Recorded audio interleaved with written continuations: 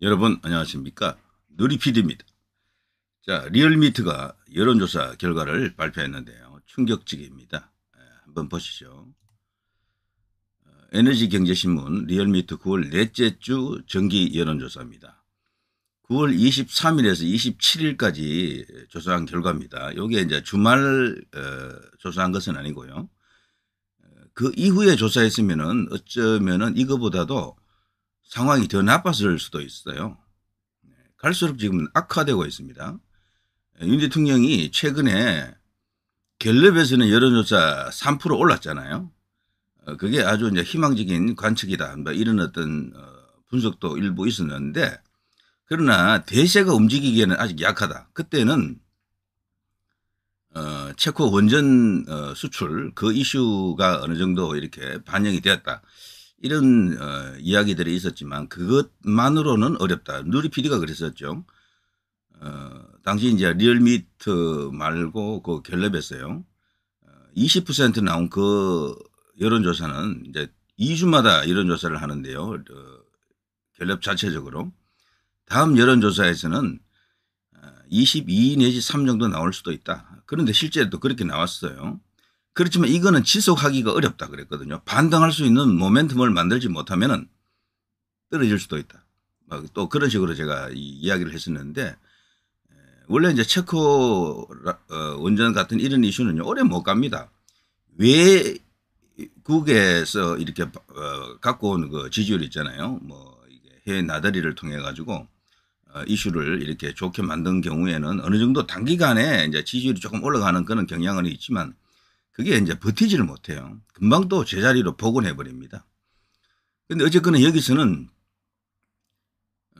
체코 원전 이슈가 사실 다 반영된 것인데도 불구하고 여기 내려버렸잖아요. 30.3에서 25.8로 떨어졌다고요. 부정평가는 66.2에서 70.8로 많이 올랐다. 많이 내리고 많이 올랐다. 이렇게 볼 수 있겠죠. 지금도 낮은 상태에서 더 내렸기 때문에 이건 많이 내린 겁니다. 특히 내린 폭은요. 거의 뭐 4.5%나 내렸네요. 4.5%. 자, 이거는 용산으로서도 심각하게 이제 받아들일 수밖에 없다. 지지율이 이제 이 정도 이렇게 나오는 것도 감내하겠다.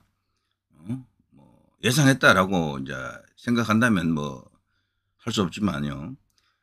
이걸 위기라고 인식한다 그러면은 대통령 스스로 이제 용산에서 국정수행 지지도를 적어도 한 40%까지는 올리겠다라고 마음을 먹는다면, 뭔가 지금의 국정 기조가 특히 스타일이 변해야 될 겁니다. 스타일이. 예, 지지율을 만드는 것은요, 업적 이런 것보다도 이 스타일이 가장 중요해요. 스타일이. 대통령의 그 통치 방식, 정치 스타일 이런 것들이 가장 중요한데, 그런 것들이 어느 정도 부정적으로 먹히고 있다. 이런 생각이 들죠.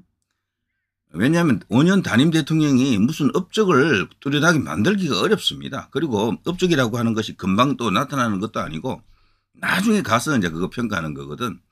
그러니까 지지율 관리하는 데는 업적을 언급하기는 어렵습니다. 대통령이 이념적인 발언을 자주 했지만 그걸로 지지율이 올라가고 이런 건 아니거든요. 윤 대통령이 잘한다, 최고다라고 하는 사람들도 있지만, 그런 사람은 여기 25.8 안에 다 들어가 있겠죠. 그렇지만 그걸로는 40% 가자면은 아득하다, 멀다 이런 생각이 들고요.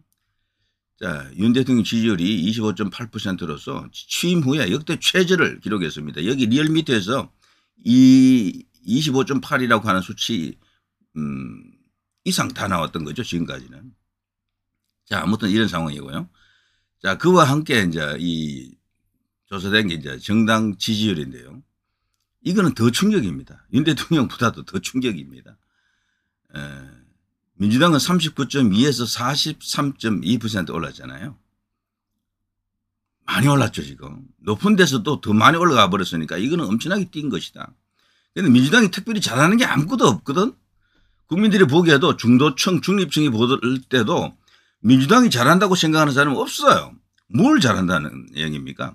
그런데도 올라간다. 이거는 반사이익, 어부지리 이런 설명을 할 수가 있어요. 그러니까 갈 데 없는 표 혹은 갈 데 없는 민심이 저쪽으로 일단 가버린 거예요. 화딱지 나서 갔다. 홧김에 스방질한다. 뭐 그런 분석도 가능해요. 왜 그런가 하면 국민의힘은 지금 35.2에서 지난번 조사에서는 비슷했어요. 39.2 대 35.2였는데 물론 한 4% 차이 났지만 이번에는 더 떨어져 버렸네 그냥. 29.9. 5.3% 폭락입니다. 그야말로 대폭락입니다. 이 정도면은. 왜 이렇게 떨어지나? 왜? 물론 여론조사라고 하는 것은 이것만 있는 것이 아니고 다른 것도 많이 있기 때문에 두루두루 이렇게 고려해서 생각을 해야 됩니다. 조국 혁신당은 뭐 그대로입니다. 9.1에서 9.2 뭐 거의 이제 미동도 하지 않고 있고요. 개혁신당도 뭐 그렇게 요즘 논란이 많이 됐지만 지지율은 그래도 방어를 했네요. 4.5, 4.3. 진보당이 조금씩 올라오나요? 진보당이 결국은 개혁신당하고 비슷한 지지율을 만들 가능성이 있는데요. 나중에. 이거 올라오는 거 정말 이제 이게 큰일입니다. 진보당을 1%대로 묶어놔야 될 텐데요. 자, 등등 이런 식입니다. 근데 이게 충격적인 게 이 리얼미터는 ARS 여론조사거든요. ARS는 원래 이 보수 쪽에 유리하다라고 알려져 있고, 그래 ARS는 기본적으로 집에서 이제 받는 경우가 많잖아요. 때문에 당연히 이제 이렇게 집안에 이제 주로 머무는 노인층들이 이렇게 반응하기 쉽다.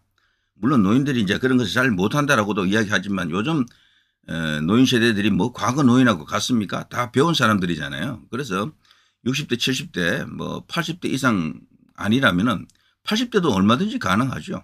ARS 정도는 충분히 이제 소화 가능하죠. 그래서 이제 그런 이야기는 맞지 않고요. 결국 ARS 하면 기본적으로 보수 쪽에 약 5% 정도 유리하다라고 다들 보고 있습니다. 그걸 감안하게 되면 이거 어마어마한 충격파가 오는 여론조사 결과다. 이렇게 이제 볼 수가 있습니다. 왜 이렇게 떨어지나? 왜? 국민들은 왜 잘하는 것도 없는 조국 혁신당 저쪽 더불어민주당 쪽으로 자꾸 몰려가나? 이걸 이제 감안해야 되고요. 특히나 지금은 시기가 재보궐선거 코앞에 지금 와 있잖아요. 이제 17일 남았습니다. 이건 어떤 결과를 지금 예고하고 있다. 이렇게 볼 수가 있겠죠. 다행스러운 것은요. 이번 이 여론조사에서는 차기주자 여론조사는 안 했던 것 같아요. 발표되지 않은 거 봐서는. 그거 했더라면 또 대참사 났습니다. 제 생각에는. 이재명하고 한동훈 대표하고 차이가 지금 2배 정도 벌어져 있잖아요. 한동훈이 2배 정도가 이재명이죠. 그런데 그거보다 더 벌어졌을 가능성이 큽니다. 조국 같은 경우도 조금 올라왔을 수도 있고요. 뭐 이런 식이 되면 지리멸렬이죠. 지리멸렬. 그래서 지금 공멸하고 있다. 그렇게 볼 수밖에 없습니다. 뭐 해법은 뭐겠습니까? 지금 전선을 분명히 해야 됩니다. 전선을. 그리고 지금 보수 민심도 지금은 이탈이 많이 되었다라는 얘기죠. 이런 식이면은 보수 자체 민심도요. 이 리얼미터 지지율의 특징은요. 숫자가 아주 커요. 여기 보면 정당 지지도도 43, 29, 뭐 9 이 다 합치면요. 무응답이 별로 없습니다. 10% 그 안쪽으로 많이 와 있어요. 그러니까 대부분의 국민들이 여기 지금 들어와 있다라는 얘기죠. 때문에 지금 전선 분명해야 되고요. 보수 민심 지금 많이 지금 이탈해 있는데 그들을 잡기 위해서 뭔가 가시적인 조치를 취해야 됩니다. 특히나 국민의힘과 한동훈 대표 그리고 저쪽에 용산과 이 여러 가지 어떤 시너지가 지금 전혀 나지 않고 있는데 서로 지금 깎아무는 거죠. 서로. 여기에 대한 진지한 어떤 생각들이 모여야 될 것 같습니다. 일단 대통령이 말이죠. 만일에 내 지지율 떨어지는 건 상관없어 이런 생각이고 같이 떨어져도 좋다라는 생각이면 정말 위험해요. 한동훈 대표도 위험합니다. 같이 떨어지는 거거든. 이 같이 지금 이 망하는 케이스인데 동기어진이라는 말이 있죠. 같이 죽는다는 얘기죠. 설마 그렇지는 않겠죠. 그런데 그런 걸 또 의심하는 사람들이 있습니다. 그래서 한동훈을 완전 무력화시킨 뒤에 용산은 다른 카드를 던진다. 이런 어떤 분석을 하는 사람들도 있어요. 그런데 지지율이 같이 떨어지면 한동훈 대표는 못 견딥니다. 제가 볼 때는. 차기 주자라서 지지율이 떨어지기 시작하면은 뭐 도저히 이제 정치력을 유지할 수가 없을 거래요. 그래서 지금은 일단 당면한 재보궐선거 여기서 만일에 결과가 좋지 않을 경우에 지금 구상 금정 같은 경우에 지지율 조사에서 국민의힘이 1위잖아요. 그 3자 구도에서 1위지 만일에 저쪽에서 단일화해버리면 다 지더라고. 개혁신당 후보가 단일화돼도 지고 민주당으로 단일화되면 더 많이 지더라고요. 여론조사 얼마 전에 나왔잖아요. 그래서 만일에 그 부산 검정에서 이렇게 국민의힘이 이기지 못한다 이런 상황이 오게 되면은 한동훈 대표는 분명히 제가 말씀드립니다. 위기가 오게 되어 있습니다.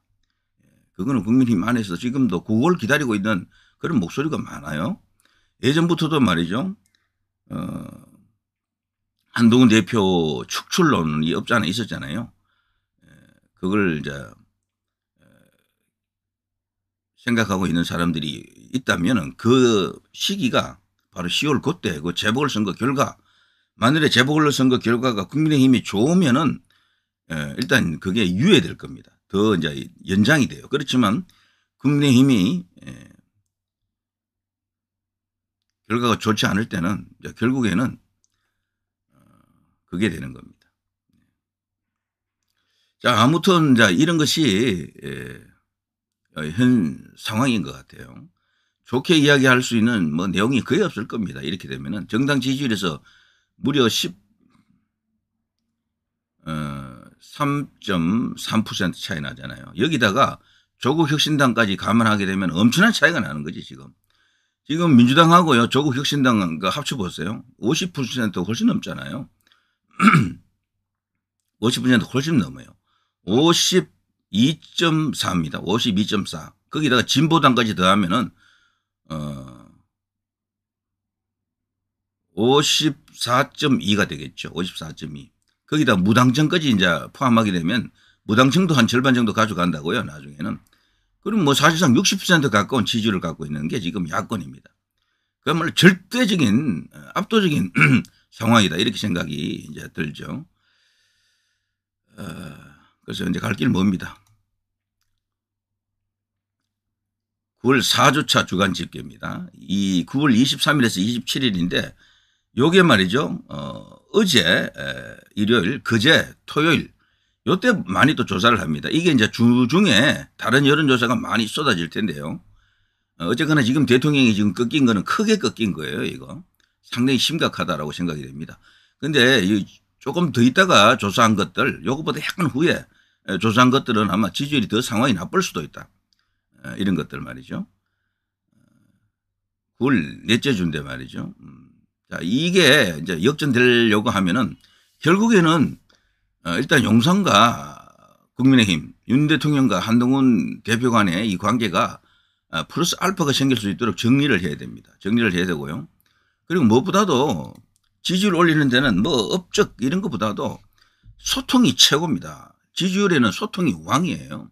윤 대통령이 만일에 지지율을 더 올리고 싶으면은 한동훈 대표하고도 소통을 해야 되지만 당연히 이것도 해야 되지만 야당하고 소통을 해야 됩니다. 이거 안 하면 지지율이 계속 떨어져요. 원래 그렇습니다. 보수가 숫자가 많으면은 안 해도 돼요. 그런데 보수가 옛날처럼 그렇게 크지 않아요. 단위가. 작아졌기 때문에 요즘은 보수 같지 않은 중립들이 너무 많습니다. 보수 지지하면서도 보수에 대한 충성도가 아주 약한 그런 사람들이 굉장히 많습니다. 때문에 이제 과거 대통령들도 말이죠. 야당하고 어느 정도 소통을 좀 했었죠. 그런데 윤 대통령 와서는 그게 이제 더 안 되는 거지 지금은. 그럴 수밖에 없는 사정을 제가 이해는 합니다. 하지만 지지율을 고려한다 그러면 그렇게 해야 되고요.